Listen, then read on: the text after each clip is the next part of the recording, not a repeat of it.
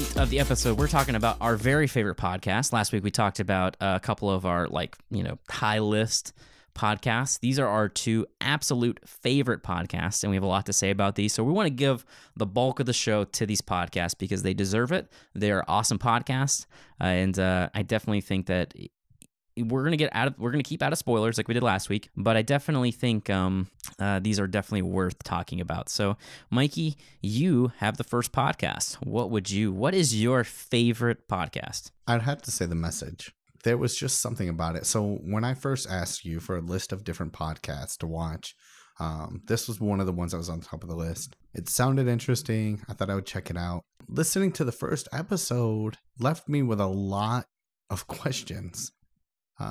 Oh, yeah. And I started asking you questions through message, and you were very cryptic with your answers and wouldn't really tell me a whole lot. And I had no clue why. But after finishing it, I fully realized why.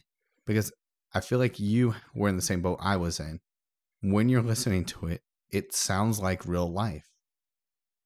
Like, yeah, it's so captivating. And even when you get to a certain point, episode, like I'd say about like 3 or 4 episodes in, that you realize it's not real life, but you yet still sometimes feel like it is. I don't know how to describe it. Like the world of The Message, it just kind of brings you in and makes you want to believe it, I guess. I don't know. You look at me like I'm crazy. What do you think? No, I just wanted to comment about this because I think you asked me, like, is this real or something like that?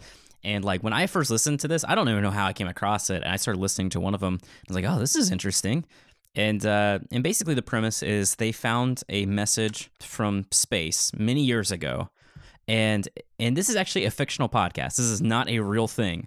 But when I was first listening to it, I thought that, like, this sounds like real life, but I feel like I would have heard about this message from space, and they're, like, investigating it and all this stuff, and there's just this, so many moments that were just like, oh my gosh, what is going on? And finally, I started Googling like crazy. I'm trying to figure out, is this real life? Like, and I was right in your boat where I was just like, I don't know what's going on, but it's basically like Netflix, but in audio form. It's just a bingeable audio fictional podcast about an alien message from space.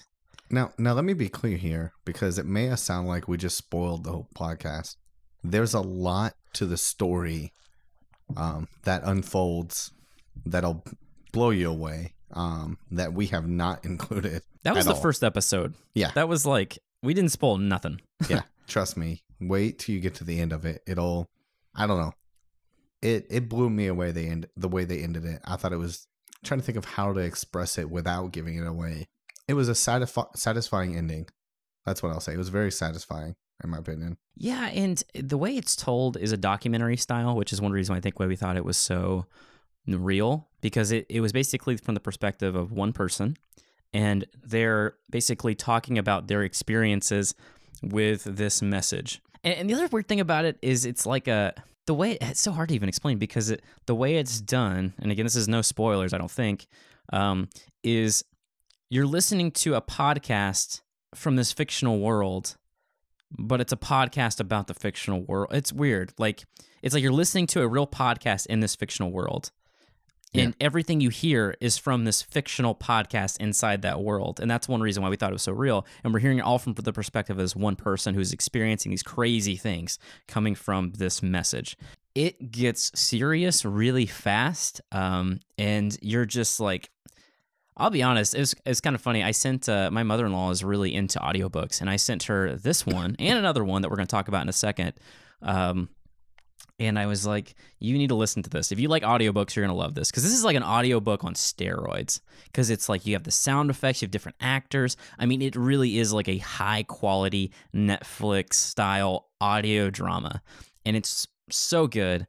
Again, we can't really dive too deep into it without really spoiling it, but just know that it gets serious. It's only like, how many episodes in it, Mikey? Do you know?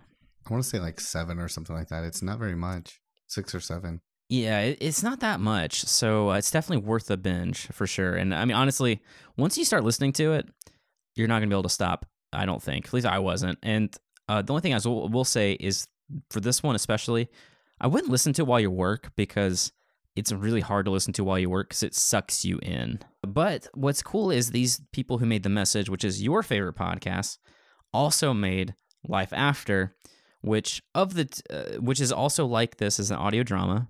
It's really good. And personally, I like Life After better than The Message, but they're both incredible. Now I will say with Life After, I definitely really enjoyed that one as well. It's definitely one of my favorites. So I will say the only reason I feel like The Message goes above that for me is the fact that it felt so real. And that's what kind of led me into being able to enjoy the Life After. Wasn't it the same creators as well that did both? So it's the same group of people or the same podcasting company that made both. But I'll say Life After is also it's not told as like a podcast and a podcast. It's like you're just listening in on a story. But what happens in it really feels right. Like it doesn't feel like so out there because it's about a social media company. It's kind of crazy, and it kind of tells you the story of what could happen if a tech company that knows basically everything about you and has so much data from you could do, and how they could use that power improperly. And it's clearly a fictional podcast. So I'd like to say, based off of the companies we have today, we have several companies that are collecting data from us. I don't think that when you're listening to this, it's almost like you kind of want it to be real, but then partially don't because you fear that this is something that could be in our future. I don't know. It's an interesting story. You really you become involved with the character and really have a lot of emotion about the things that he's going through and experiencing, and the conversations that he's having when he gets into tricky situations. You really get concerned for him. It's like a really in-depth show just for your ears. I don't know. It's kind of magical. Yeah, and one thing I will say about it is it doesn't feel forced. No. Sometimes when you're watching a TV show, you're like, you can kind of feel the click. You can hear the click-clack of the keyboard of the writers because you can tell, well, they needed this happen, so this would happen.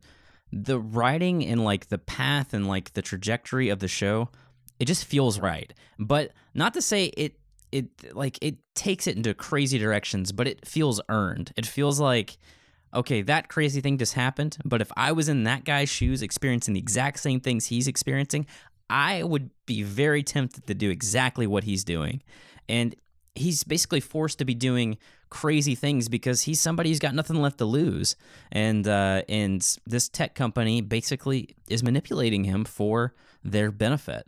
And it's insane. It's definitely one of my favorite podcasts. Also, I think it had a solid ending as well. No, I have to agree with that. When you're listening to it, there'll be twists and turns that really shock you, but not in the sense of, wait, why did that happen? It's more of like that shocking, like, oh wow, he actually did it. Okay, yeah, okay, I saw that coming. It makes a lot of sense. You never had that moment where you're like, wait, why did they write it this way? I don't know. I never had that moment of confusion and worry of like, what are they doing to the script? It all seemed to continue to flow throughout the entirety of the story, all the way to the very end. Yeah, I definitely felt like the writers and the acting and everything was so top notch that I felt like it was in good hands. Like this was going to be a great story, and I wasn't disappointed. I was blown away by the story, and I thought it was fantastic. So The Message is Mikee's favorite podcast, and Life After is another great one. It's on the same podcasting channel, so you can start with The Message, and you can just keep going and listen to Life After as well. So I definitely recommend it if it all interests you. Just listen to one episode. Trust me, like if it doesn't suck you in, like while you're exercising or something, if it doesn't suck you in, I'll be shocked. On your commute or something like that, just pop it in there and just give it a shot. I think you will be pleasantly surprised. Honestly, all I wanted from that podcast after it was done, or both podcasts after they're done, was more. Oh, and with that, I can't remember exactly, but I will say that I believe that both The Message and Life After have some graphical language, and I believe the Life After has some suggestive scenes, but I don't quite remember off the top of my head. So maybe just be on the lookout for that. Yeah, definitely. Either way, I think the themes are too adult for kids, so yeah, I would avoid them with little ones. So